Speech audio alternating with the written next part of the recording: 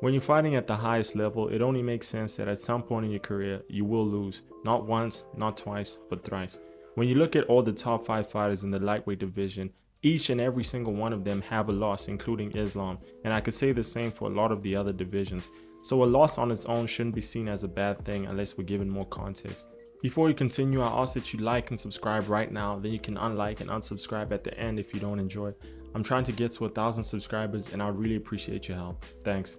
The reason why I'm saying context is important is because decades from now, they're going to be casual fans who are going to look up fighters from our generation and focus only on the record without actually watching the fights and understanding what the full context was for the losses that they have in their career.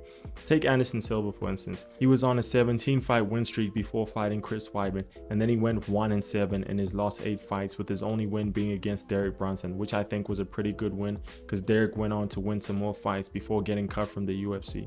Did I forget to mention that he was 38 when he fought Chris Weidman, yet he still managed to pull off one more win against Derek Brunson at the age of 41. That is nothing short of a miracle and a testament of his greatness. And he was fighting the best of the best, that being Israel Adesanya, Jared Cannonier, and Daniel Cormier. So those losses don't really count to his career in my opinion, but a lot of people may not see it that way, and understandably so, because they are officially on his record and those weren't exhibition matches, so they are losses. When it comes to Jalin Turner, I can't really give him that much of a pardon because unlike Anderson, he's 29 and most people would agree that he's in his prime years, so you can only imagine how shocked most of us were when he announced his retirement after fighting Ignacio Bahamondes. I say most of us because there are a few of us that watched the Jackson podcast, and there was an episode where they had Jalin over as the guest and he was talking about how he considered retiring after losing to Renato Moicano, so you can only imagine what a loss to an unranked Ignacio Bahamondes would do.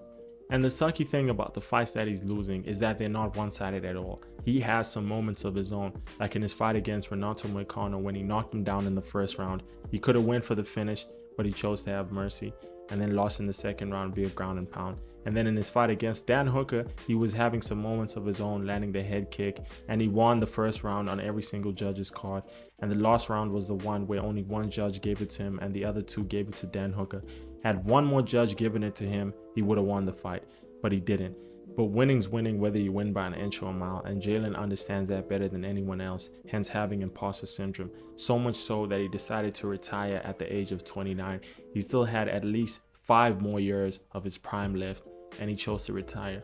If he feels like it's best for his mental health, I think he should go with that decision, because there's no point in staying if you're not in the right place mentally. He has to fix himself up, then he can find his way back into MMA. I doubt the UFC will sign him again, but he can at least go fight in other promotions like Bellator. I would love to see him there. In fact, I'd watch every single one of his fights, even though it's not the highest level. That concludes the video. I hope you guys enjoyed. Please like and subscribe right now.